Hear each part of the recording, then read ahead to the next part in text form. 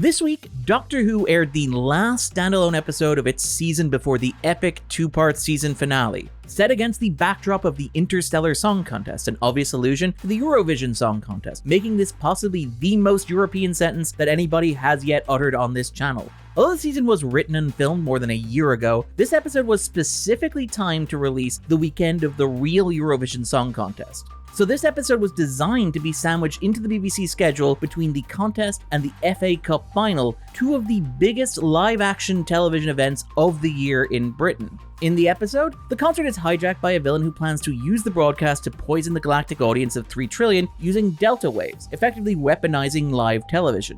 This plan is obviously thwarted, because it would probably be a bit of a bummer heading to the real Eurovision if it wasn't. But the episode closes with one contestant using the broadcast to draw attention to the plight of a long-suffering species, effectively using the massive platform of broadcast television for good. This feels in many ways like a perfect encapsulation of this era of the show, as overseen by returning showrunner Russell T Davies, which has been uniquely preoccupied with the power of mass media for good and for ill. For a few years, it seemed like streaming broke television. Interviews with showrunners boasted that every series was secretly an 8-hour movie. Streaming rejected the language and conventions of television, embracing formless and shapeless blobs of content soup. However, it recently feels like television is making a comeback with the return of traditional episodic shows like Poker Face, or even classic procedurals like The Pit. Although Davies' return found Doctor Who distributed internationally as a streaming show on Disney+, the series remains very firmly tied to television as a mass-market medium. Doctor Who isn't just great television, it's also about television. So that's right, today, we're talking TARDIS. How long should I hold? And cut it now.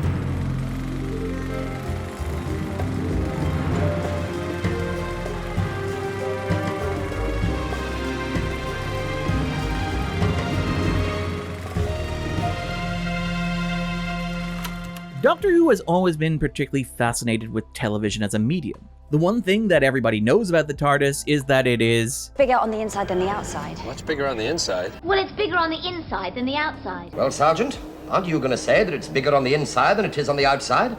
Everybody else does.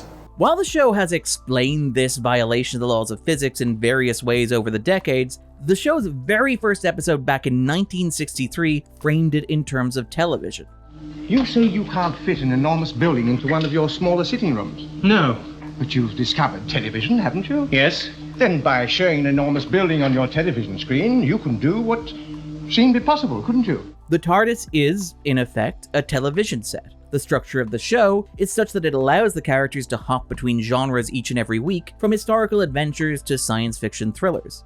The show has always been aware of this. Even during the original run of the series, characters spent a lot of time watching the adventures of the Doctor on screen. For example, the 10th anniversary season opens with not one but 2 back-to-back stories about watching Doctor Who. The series has always had a very porous fourth wall and a very theatrical sensibility. Even in the earliest episodes, it was possible to reveal that the monster who looked like a dude in a bad costume was really a dude in a bad costume. Or to have the Doctor break character to wish the audience at home a Merry Christmas through the camera. Doctor Who didn't want the audience to assume that they were watching some documentary beamed from an alternate universe, but to engage with it as television. Many of the show's most beloved monsters play games with the format of the series. The Weeping Angels are monsters that cannot move while being observed, implicitly even by the audience watching the television set. The Mysterious Silents have the power to literally edit themselves out. It is perhaps in this context worth pausing to acknowledge the distinct role that television plays in British culture. Doctor Who is produced by the BBC, a public broadcaster who believe that they owe a public service to the viewing audience. British television is often infused with a social urgency. Over the past century, British TV has had an outsized impact on wider British culture and society. Television productions have changed British laws and attitudes. Up the Junction is credited with helping sway laws around abortion. Cathy Come Home shifted public attitudes on the homeless. Even within the past couple of years, Mr. Bates versus the Post Office exposed a public scandal and led to the introduction of legislation to Parliament to correct that. And the Prime Minister has argued that adolescents should be screened in schools. In Britain, television is seen as having a social utility that isn't always the case in the United States. As a writer who has worked primarily in television, Davies has always been fascinated by the power of TV. Even back in 2005, his first season as showrunner was built around television, focusing on a satellite that was initially used to pump paranoid news coverage down to Earth. Create a climate of fear, and it's easy to keep the borders closed. It's just a matter of emphasis. The right word in the right broadcast repeated often enough can destabilize an economy, invent an enemy, change a vote. When the Doctor destroyed that infrastructure midway through the season, he returned to the finale to discover that those broadcasts had been replaced by endless, inane reality television and game shows. Look, there's 10 floors of Big Brother, there's a different house behind each of those doors, and then beyond that, there's all sorts of shows. It's non-stop. And you watch this stuff? Everyone does.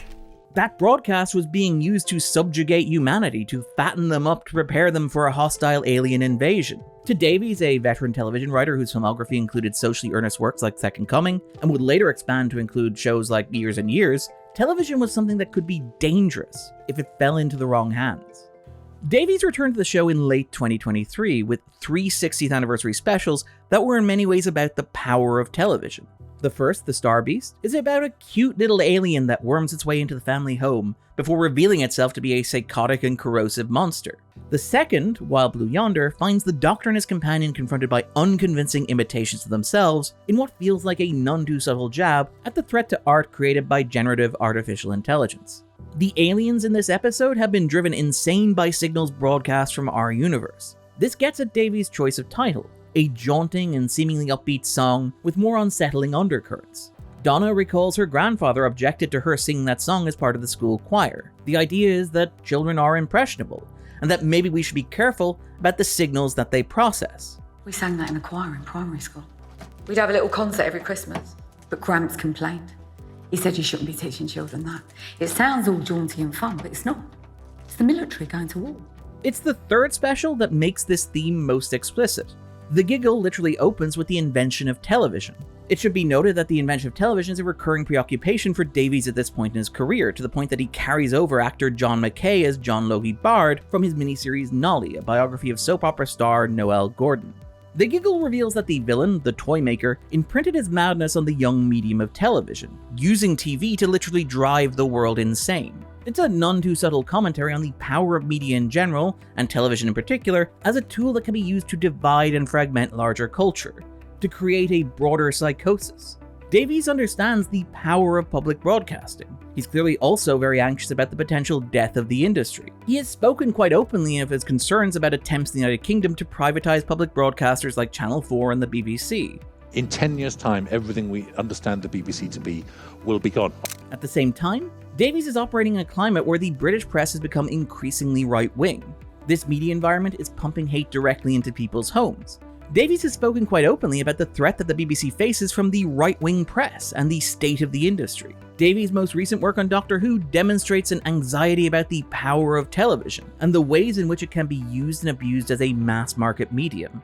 However, what's really compelling about Davies' return is that he doesn't just acknowledge how television can be weaponized, he also offers an alternative. Under Davies, the show has returned to the breaking of the fourth wall that marked the show's earliest days. And sometimes, men in bad rubber suits are just men in bad rubber suits. Got ya. Davies' second tenure on Doctor Who is obsessed with images and ideas made manifest.